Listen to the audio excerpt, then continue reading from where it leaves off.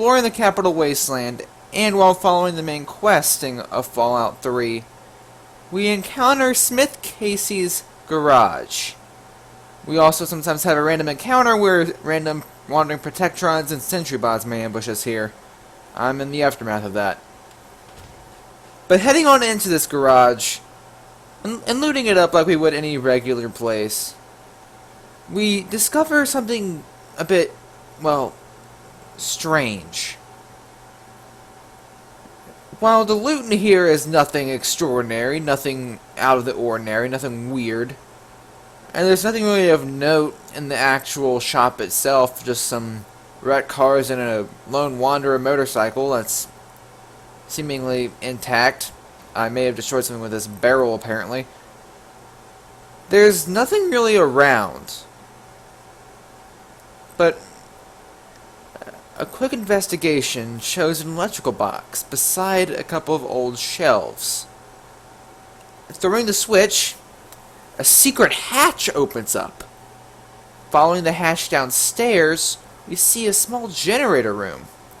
Now, if this is your first time encountering this room, there'll be mole rats in here, but I've already cleared this room out in my first run through here. But walking down to the generator room, we see a door that says leading to Vault 112.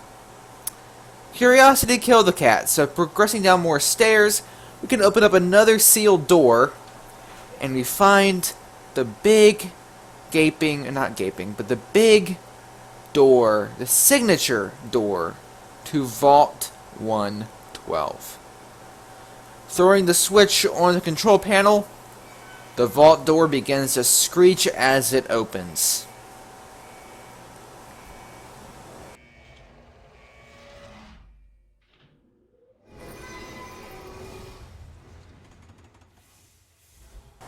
As the door slides away, we are now able to enter Vault 112. As our companions follow us in, we can head on up some stairs. If we want to, we can also close the door behind us, but why would we do that? And progressing forward, we come to another room with a robo-brain inside of it. Okay. We see a big old server console, some random machines that don't really do anything. As far as what we can do, we can close this door if we want to. And we see a charging station where presumably the robo-brain would charge. But obviously it's not in there. Now ordinarily the robo-brain would give us a Vault 112 jumpsuit. So in theme of being here, let's go ahead and put on the jumpsuit. It's kinda cool. I like me a good old Vault jumpsuit. So this hallway branches out in two different directions, but we can take a peek out a window and see... What the heck? Okay, we need to get a better look at that in a few minutes. We can head to the right and open this door. And we see some signs leading to a clinic. There's some lockers in here. With mercenary armor? Darts? Okay. And apparently there's some Vault 112 jumpsuits here. If I try to pick them up, I can pull them back into existence. We get a nice view of them. Seeing the nice 112 emblem on them. But other than some x-ray pictures of presumably like a check of the Vault Dwellers a long time ago, there's nothing in there. There's another clinic down the hall. This one seems to be more of a like an orientation room, I guess. There's a desk with some chairs around it. First aid kit on a desk in the far right corner. Fox starts yelling at me about something. Medics on a tray. And more lockers. With pretty much just random loot. Some leather armor too. Metal armor.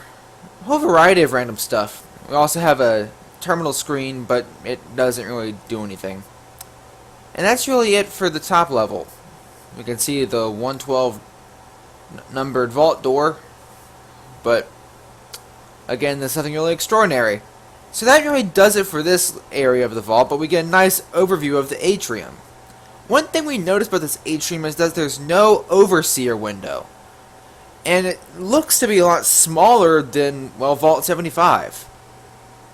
So heading downstairs, we arrive on the main floor of the atrium, where we get a closer look of all these little pods, but we're actually going to come back to that later. There's a door down here that leads to a little server room. Nothing in here is interactable, there's no terminals, and none of these machines are actually usable, but it's clear that they've been using this vault for something that requires a lot of power, a lot specifically of server power. So this gives us a bit of information. Heading down the hall, we can now take a chance to look to the right. We see a robo-brain on patrol up here. It just greets us. And a hallway leading to the overseer's office. We're going to save this room for later. But heading down the stairs, we can go down another hallway and take a turn to the right. And this door leads to another section of the lower atrium. But let's go ahead and take a peek down here. I think there's some other stuff we didn't explore yet. Well, there's the server room. We can go ahead and close that off as a signal that we've already been there. We're not heading back up these stairs yet. I think there might be something else down here. I saw another door when we were standing back up top. And we see a locked off door with a access terminal beside it. After successfully hacking it, we have the option to open the Vault-Tec access hatch, which opens a door to an armory. We find the Overseer's room password, a bunch of microfusion cells, a laser rifle, and some lockers containing random loot and more armor. Now a lot of this stuff is like just random tier mercenary armor. Now I use a laser rifle, so we can actually use the laser rifle here to repair our current one, which is nice. But there's really nothing to see here. One locker has bottle caps in it. There's an assault rifle, which we can take some ammo for. Bunch of frag grenades and pulse grenades on another table. Some stim packs, chems, bunch of med-X, rad-X, and a full-on first aid box. But that's really it. It's kind of confusing because there's no actual vault security armor. It's just random mercenary armor. Now this door for some reason won't close again, which has given me OCD, but it doesn't really impact our exploration of the vault. So, yes we should, Fox. Moving on down the hall, we can go back up the stairs. And this time, we can go back and we're going to take a peek at that Overseer's office. So far we've seen no lore, no history of the vault. Nothing that's going to explain the story of this place. Passing by the robo-brain, it's going to say hi to us again. We have the password for this terminal. So unlocking it, we can use the option here to unlock the Overseer's office door. Inside there's no desk, there's no anything, just another one of these pods. It's called a Tranquility Lounger. Since I've already been here, I've completed the quest line for this place, meaning I can no longer use these things. So, unfortunately, I can't get the Overseer out of his pod. But there's nothing really to see in here. There's a locker with some more recon armor. But taking a look on up, we see more server consoles, which once again proves my theory that this place is using a lot of server power. And I think these pods have a connection to it. We see a welcome mat beside his pod. But other than that, there's nothing we can do in here. We can get a nice close look of these pods. We see like what looks like some fluids in a few tubes. But other than that, we can't close the door again, which is going to give me more OCD, but doesn't matter. But with that, that's all of the vault. Except we haven't taken a look at the atrium pods yet. So heading back down, there's more of these, what we now know are Tranquility Loungers. Now if we're familiar with Fallout 4, we can remember the memory loungers and the memory den in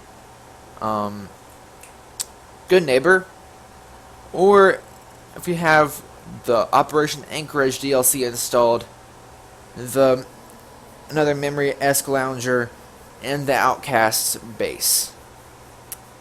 But we can take a peek inside, and on the empty ones, it just says please stand by, but we see a nice view of a neighborhood on the inhabited pods.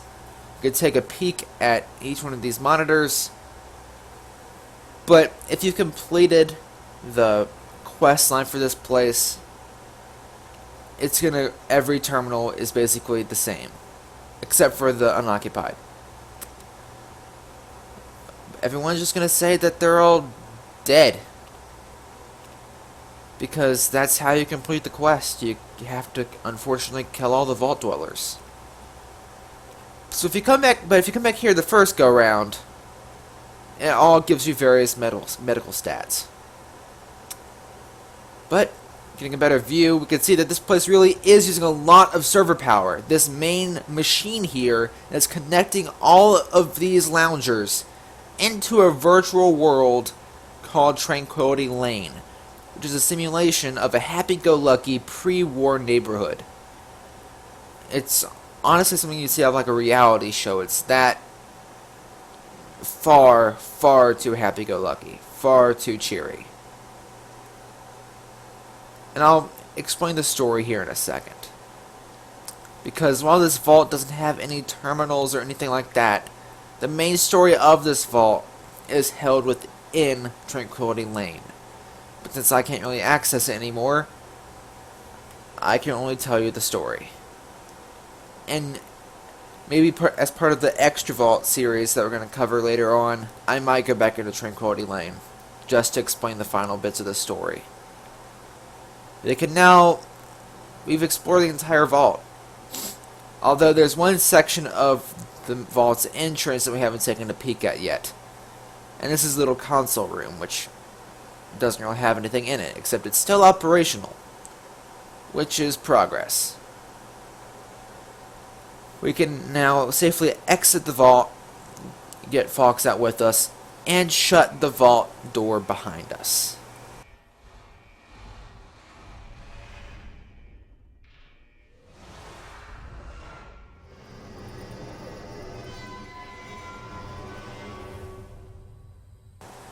Now that the door is closed, we can shut this final security door, head up some stairs, and leave through the generator room.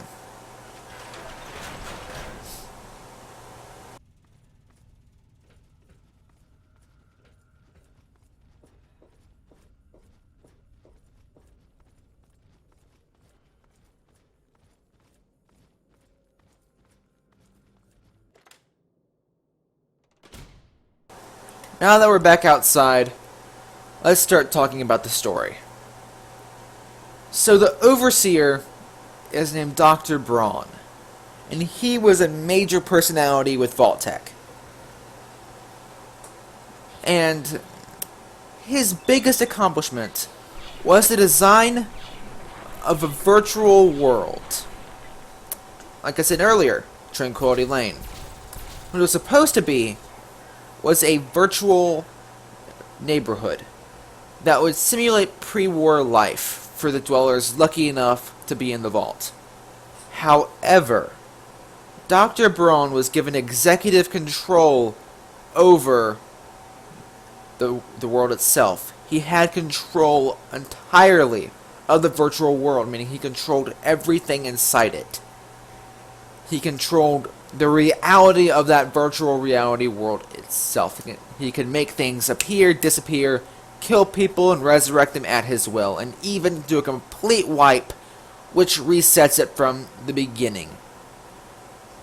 And eventually, only one Vault Dweller had any kind of knowledge that this was happening, and that was Old Lady Dithers. But everybody else lived in this blissful world of Tranquility Lane. None of them knew that this was just a simulation, and none of them knew that Braun had complete power. And Dr. Braun could also change himself. He changed form several times into various things. in his most recent and final form, was of a little girl named Betty, which she used to manipulate people, including the Lone Wanderer's father, and she can attempt to control the Lone Wanderer himself, or themselves. But we don't really get to do anything with Braun himself other than could interact with him in the Tranquility simulation. But other than his role with Vault-Tec in designing this thing, that was his key achievement. To stop him and to end the suffering of all these Vault Dwellers, we could either play along with Braun for a bit and torture these poor people in whatever sick ways he wants us to do so. And Tranquility Lane is designed and has several ways to convince the Vault Dwellers to kill themselves, to kill other people, or we could just outright kill them ourselves.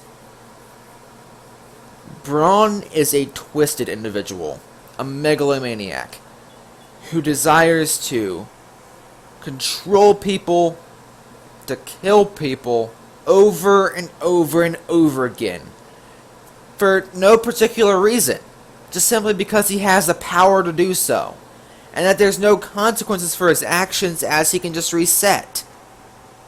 But we have the ability to interact with a safety protocol inside of Braun's secret house in Tranquility Lane that causes a Chinese invasion that permanently kills the Vault Dwellers and gives him no access to reset.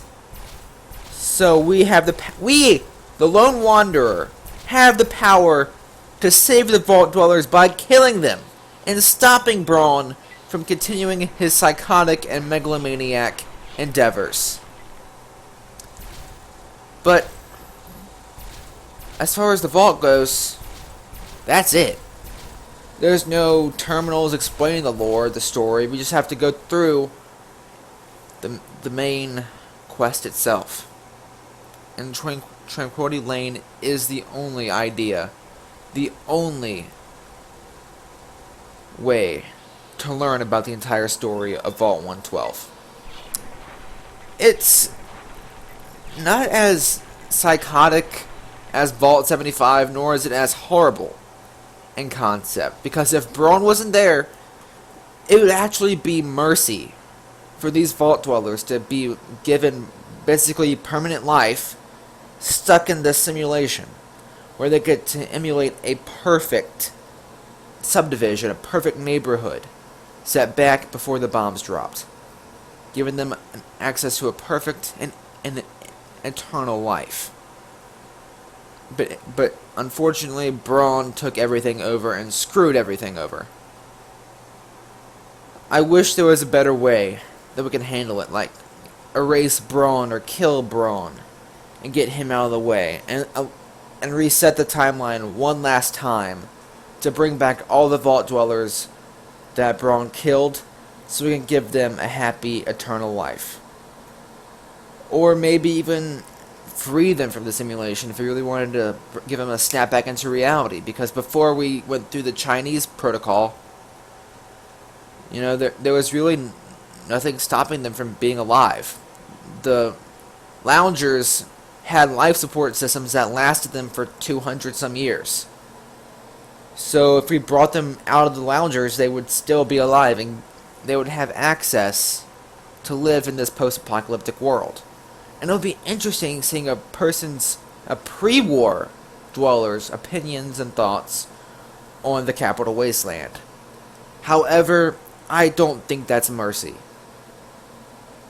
As we've seen in Fallout 4, it's a hard adjustment for the sole survivor of Vault 111 to see the world ravaged as it was, because he remembers, or the sole survivor remembers, life before the war.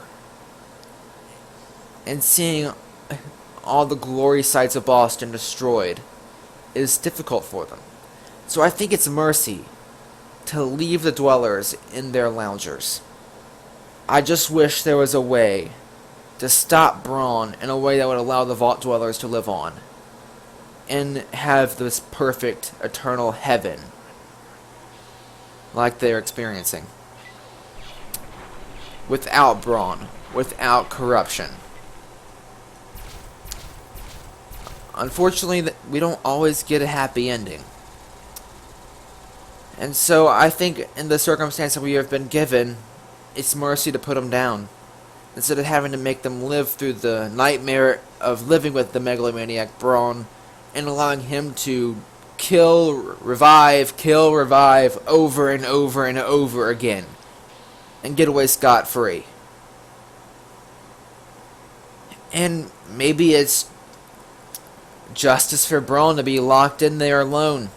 No way out, nothing to do, no more people to torment.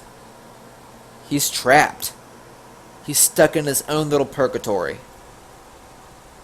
So it's justice for the megalomaniac. But that right there is the full story of Vault 112. However, that didn't take very long. And we're out and about. So we're going to go ahead and progress and do something else. And with that, we are going to discover the location of Vault 87. After wandering north of the garage, we stumbled upon a bunch of barricades and some signs warning us of intense radiation. Progressing forward, we see a large stake with a skeleton nailed into it, and an army of super mutants. We can now engage in a major battle here.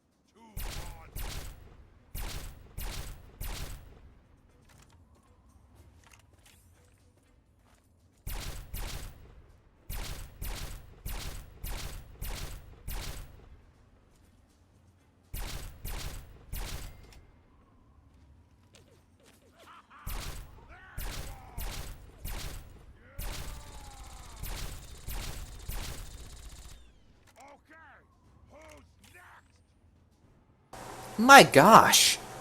Why did all these super mutants take interest in the entrance to Vault 87? What's the point of all that? We get a better look at that skeleton now, but progressing up the hill, we see another radiation warning sign. And the sky starts to darken a little bit. And now we're taking rads like crazy. So we're almost at the entrance. We could take some Rad-X rad away and quickly heal up a little bit. And start heading closer. But we start getting insane rads very quickly. And we now have severe radiation poisoning. So backing out quickly. Our rads are still very high. We cannot go this way. So walking back this way towards a flaming car, we can try going another way. We see another radiation sign and some barricades, and we see a door. Fox can survive it because he's a super mutant, but we can't get there.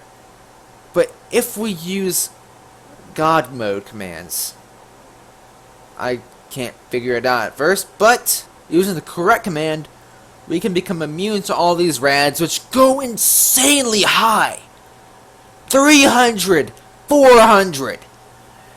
And it keeps getting worse. But we've discovered Vault 87. We see empty suitcases and a scientist wearing a radiation suit. But regardless of the suit and all the rat-away she has on her, she died. We can't use the main door here. So that's really it. We can't get into Vault 87 this way. So if we actually want to cover this, we gotta find an alternative route. So heading back out, the rads slowly go back down. And once we get out of dodge of all the rads, we can leave God mode and carry on our merry way. Which, let's talk about something here for a second. We see Vault 87 on the map now, so that's cool. Turning around, we see oh no, there's a death claw wandering around over there. Let's steer clear of that. Well, let's go back and talk for a second. Quickly about why in the heck the radiation levels are so high around the entrance to Vault 87. We're going to cover the whole super mutant questions when we cover Vault 87. But let's quickly talk about the intense radiation emitting from the entrance of the vault.